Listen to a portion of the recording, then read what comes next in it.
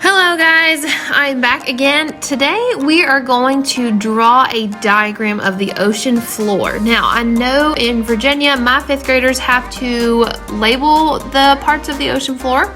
And I have a really hard time finding videos where the parts of the ocean floor are labeled.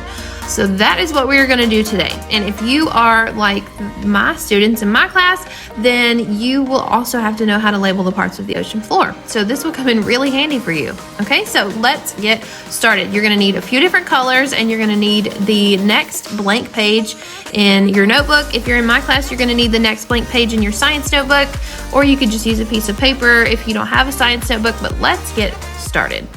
Okay, so I have the next blank page of my science notebook here, and if you're in my class, then it's going to be the page right after this flat book that we just made. I'm going to flip on over to the next page, and we are going to draw the diagram of the ocean floor. Now, I'm going to use my blue marker right here, and I'm going to make some ocean up across the top of my page. But I'm not going to go all the way across. I'm probably really just going to start from here to here. So you can draw it as I draw it. So I'm going to draw my ocean, and I'm just going to, now, if you're in my class, you know that I am not the best at drawing. And look at this, my marker is fading away, but that is okay because you, well, maybe, let's see. You maybe can see that that is blue. And I always ask my kids, I'm not really concerned about your artistic ability. I'm just concerned about your effort. If you're putting forth effort, you're going to get a good grade, I promise. So here is my ocean water across the top of my page. All right, so the reason I didn't put it all the way across is because we know that at the edge of the ocean is the land. That is where our beach usually is. So I'm going to start over here and make a little beach, all right, right to the edge of the water. My little beach right to the edge of the water. Okay, so I have my little beach right to the edge of the water. So that I know is my continental shelf. Whenever I'm at the beach, I'm sitting on the continental shelf. Okay, so next I'm going to make my continental slope. And we'll go back and label this after we get it all drawn. But next I'm going to make my continental slope. And the continental slope is a very steep drop off towards the bottom of the ocean. A plunge towards the bottom of the ocean. After my continental slope is my continental rise. And it's kind of weird because continental rise, it really doesn't rise. You know, we know rise means go up. But the continental rise is just when it kind of keeps sloping, but it's just a very gentle slope, a very gradual slope. Not like this big plunge down towards the bottom.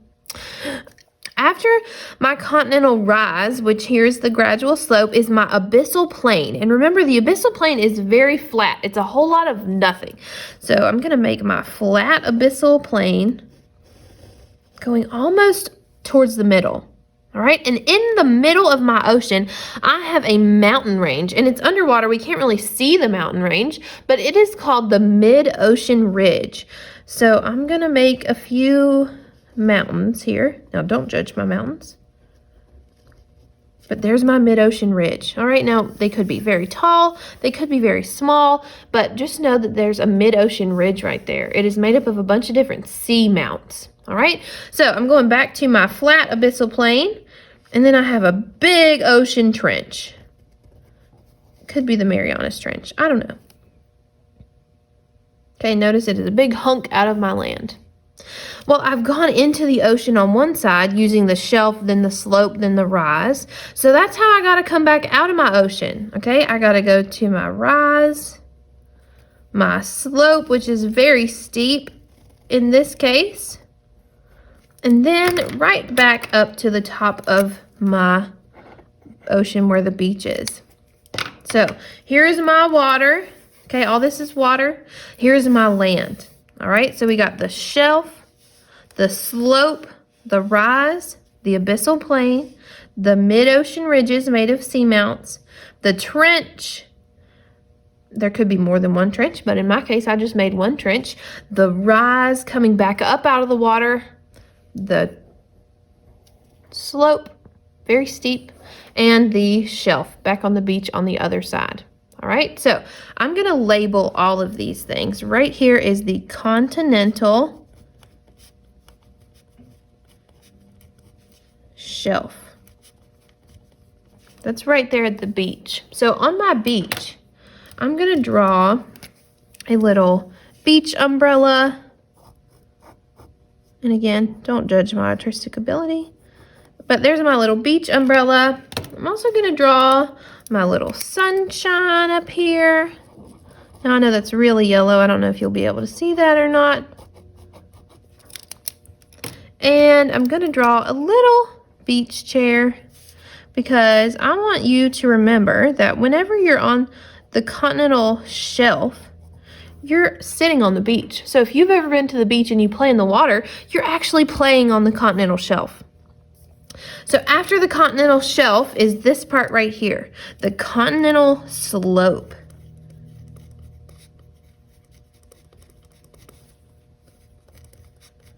The continental slope. And the continental slope, remember, is very steep, a very steep drop off. And then next we have the continental rise.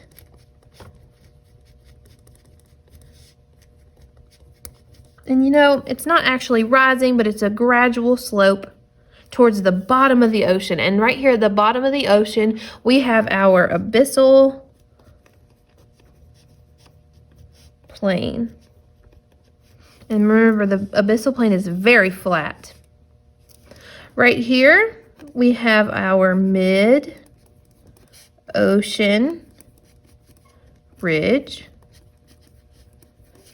And notice it's kind of in the middle of the ocean. So it's called mid-ocean for a reason. It's kind of in the middle of the ocean. Here we have a trench. And I know my class has been learning about the Marianas Trench, the deepest trench known to man right now. And then coming back up on the other side, we're going to go the opposite of the way we came down. So we're going to have the continental rise.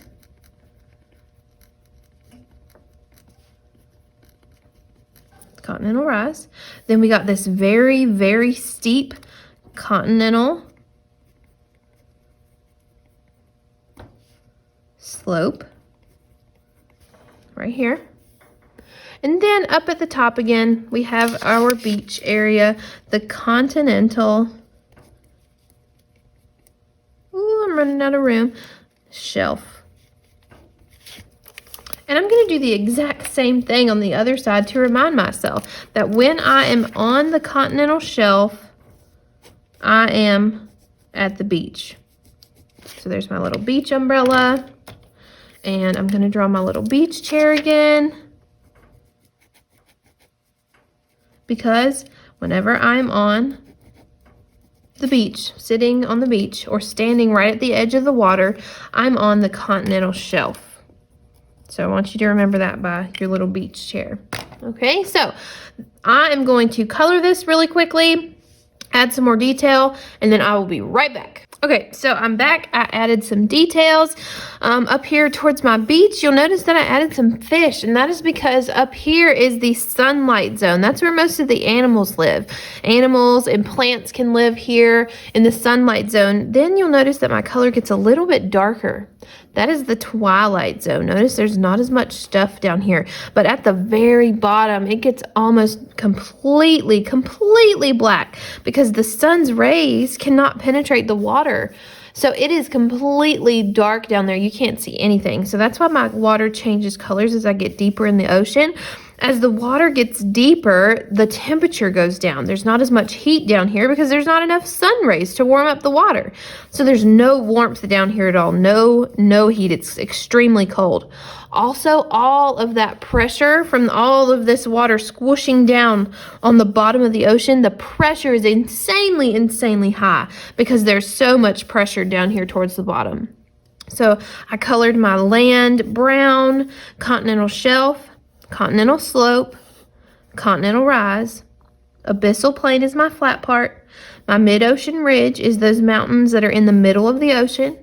My trench, a big V chopped out of the land.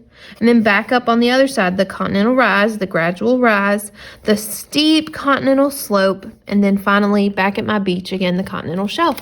So here is my ocean diagram, and I hope you enjoyed.